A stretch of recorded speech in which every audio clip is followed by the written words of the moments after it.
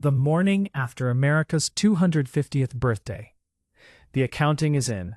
86 people received medical attention at the National Mall.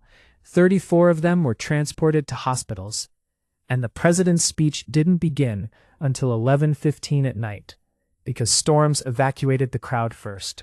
White supremacists marched through the streets of Washington. Citizens carried a 700-foot-long copy of the Declaration of Independence in counter-protest. And 80 high school students who had traveled from Nebraska specifically to march in the parade never got to perform. Xi Jinping promoted 2 officers to the rank of general on Friday in what analysts are calling a precursor to a military reorganization, the latest step in a multi-year campaign to ensure that China's armed forces are loyal above all to him personally.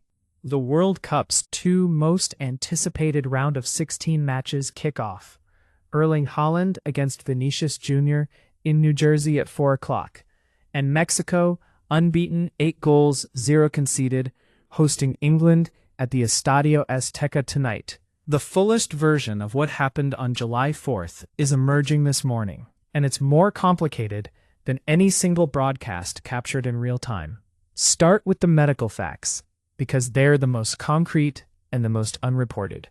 The National Special Security Event Joint Information Center, the multi-agency hub coordinating the Freedom 250 celebration, confirmed that 86 people in total received medical treatment at the National Mall and its surrounding perimeter. 51 of those were treated for heat-related illnesses specifically. 34 people were transported to area hospitals, 12 for heat, and 22 for other ailments that included heart problems, blood pressure issues, and unspecified injuries. These are federal government figures, confirmed by officials. 86 people requiring medical attention at a single national celebration is not a footnote. It is the cost, in human terms, of holding a major outdoor event in triple-digit heat. Beyond the heat, storms rolled into Washington on Saturday afternoon, forcing a full evacuation of the National Mall crowd. United States Secret Service had to rescreen every person who returned after the evacuation. Many didn't come back. The president, who had promised he would speak no matter what, posted on Truth Social, "I don't care if it's 2 o'clock in the morning or in 1 hour from now. I will be there no matter what." He was. Trump took the stage at 11:15 p.m. and spoke for some time, praising the war in Iran, warning against communists, a term he has applied repeatedly to Democratic Socialist candidates winning Democratic primaries, and calling for Congress to pass the Save America Act, which would restrict mail-in voting. For 2.5 centuries, our American republic has stood as the crowning achievement of human history, he told the crowd that had waded through the storm. He was followed by a fireworks display, approximately 850,000 shells, launched from 10 sites across the Potomac River. The Lincoln Memorial, Reflecting Pool area, and West Potomac Park, in a 40-minute show that organizers described as an attempt to set a world record. None of that is the whole story of what happened in Washington yesterday. NPR reported that members of Patriot Front, a white supremacist organization, were photographed marching near the U.S. Capitol on July 4th. Al Jazeera documented it more specifically.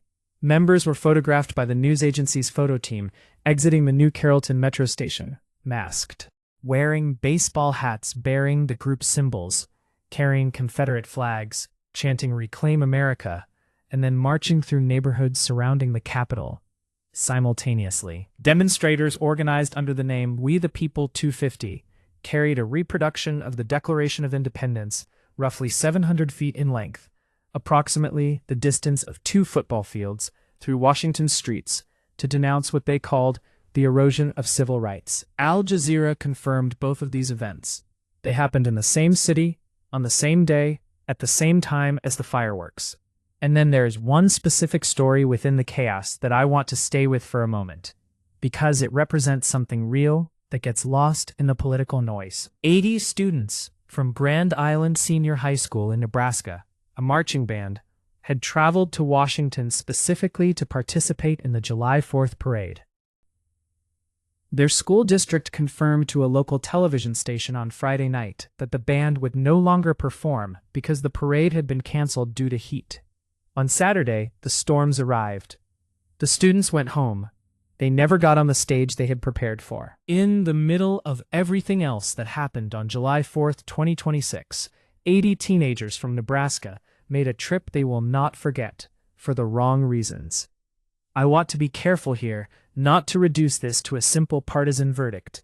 America's 250th birthday was simultaneously a president speaking past midnight to a crowd that had waited through heat and lightning, 86 people needing medical care, fireworks over the Potomac that were genuinely spectacular, white supremacists marching through the Capitol, citizens protesting with a 700-foot Declaration of Independence, and 80 Nebraska teenagers packing their instruments and going home without playing a note.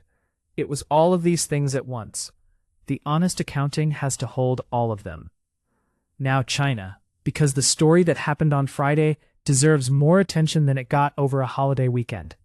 At a ceremony in Beijing, Xi Jinping, who serves simultaneously as China's president and as chairman of the Central Military Commission, the body that commands the People's Liberation Army, personally presented orders promoting 2 officers to the rank of general. The 2 newly promoted generals are Zhang Shuguang and Wang Gang, who serves as the Air Force Commander. NPR's reporting, confirmed identically across multiple public radio affiliates, describes this as a precursor to a reorganization at the top, following the removal of several of its leaders in a long-running anti-corruption drive. That framing requires some unpacking, because the context is significant. The Central Military Commission is the highest command authority in China's military structure. It is chaired by Xi. Its only other currently active member is Vice Chairman Jiang Shengmin. 2 former vice chairs, including the military's top general, have been removed or effectively removed, which is supposed to have multiple members providing command oversight and institutional checks, is currently operating with just 2 people. A new commission is expected to be formally constituted in the fall of 2027, at the end of the current 5-year term. The promotions of Zhang Shuguang and Wang Gang signal that Xi is beginning to identify who will fill the leadership vacuum that the anti-corruption purge has created. The stated goal, per NPR's analysis, is to ensure the military's loyalty to China's ruling Communist Party and its leader, Xi Jinping. The phrase anti-corruption drive deserves a moment of critical examination, because it is how China's government officially describes what has happened, and it is not the whole story. China's military has seen an extraordinary number of senior leaders removed in recent years: generals, former vice chairs, heads of key commands, on corruption charges. The charges may well be accurate. Senior military officials in systems with limited institutional accountability and weak procurement transparency do accumulate corrupt practices. But anti-corruption campaigns in politically centralized systems also function as instruments of political consolidation. They remove potential rivals, they replace officers who built their careers under previous leadership networks with officers whose careers depend entirely on the current leadership. And they make the message to everyone watching unmistakably clear about who holds power and what the consequences of disloyalty look like. This specific promotion of a general and an Air Force commander, at a time when the CMC has been thinned to 2 active members, comes as China continues to modernize and expand its military forces at a pace that has alarmed U.S. defense analysts for years. The People's Liberation Army Air Force, which Wang Gang now leads, is directly relevant to any potential conflict scenario in the Taiwan Strait, over the South China Sea, or in any confrontation involving U.S. naval and air assets in the Pacific region. An Air Force commander whose promotion was personally presented by Xi, at a moment when Xi is consolidating his grip on a military command structure that's been deliberately thinned of alternative power centers, is a signal about the direction of China's strategic intentions worth taking seriously. That signal landed on July 4th in Washington while America was watching fireworks. And now the World Cup. Because today the sport delivers 2 matches that could not have been designed better if someone had tried. At 4 p.m. Eastern Time today, Brazil plays Norway at MetLife Stadium in East Rutherford, New Jersey. This is Vinicius Jr. against Erling Haaland, a meeting between 2 of the most physically imposing, statistically overwhelming attacking players of the current generation, on the sport's biggest stage, Both players scored 4 goals in getting their teams to this point. Vinicius scored his 4 in Brazil's group stage matches against Morocco, Haiti, and Scotland. Holland scored his 4 against Iraq, Senegal, and in the round of 32 against Ivory Coast, where he scored the winning goal. Before you hand Brazil the victory, purely on pedigree, Fox Sports notes one specific historical data point that Norwegian supporters are very aware of. The last time these two countries met at a World Cup was 1998, when Norway defeated Brazil 2-1 in the group stage. Brazil, the 5-time World Cup champion and the most successful nation in the tournament's history, was beaten by Norway in France. Norway enters this match unbeaten in its last 4 meetings with Brazil, 2 wins, 2 draws. FIFA's preview describes Holland as the engine of Norway's long-awaited revival, and notes that Brazil suffered a real scare in the round of 32 against Japan, before Gabriel Martinelli came off the bench to score a stoppage-time winner and send them through 2-1. Brazil is the favorite.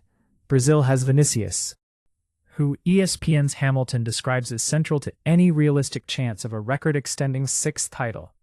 But Brazil has also at this World Cup shown vulnerability, struggling against Japan before a substitute rescued them.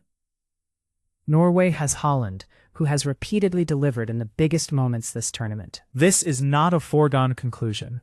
At 8 p.m. Eastern tonight, Mexico hosts England at the Estadio Azteca in Mexico City. This is one of the most storied venues in the history of football, the stadium where Pelé played in 1970.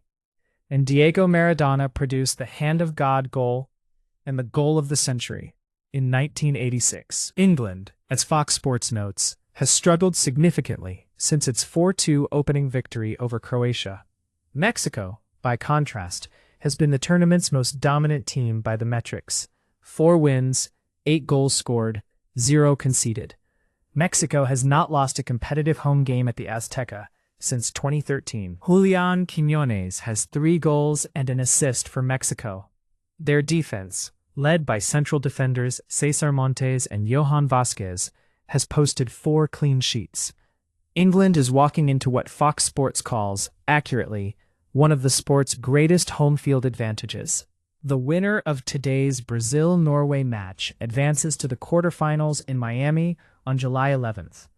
The winner of Mexico-England faces the same fate, meeting the other side in Miami. And tomorrow, Monday, July 6th, the 2 final round of 16 matches take place. Portugal faces Spain at AT&T Stadium in Arlington, Texas at 3 p.m. Eastern. 2 Iberian giants who have been on a collision course all tournament. And at 8 p.m. Eastern at Lumen Field in Seattle, the United States faces Belgium. Team USA without Folarin Balogun due to his red card against Bosnia-Herzegovina will need to find a way through a Belgian side that survived their own moment of crisis against Senegal on a stoppage-time VAR penalty.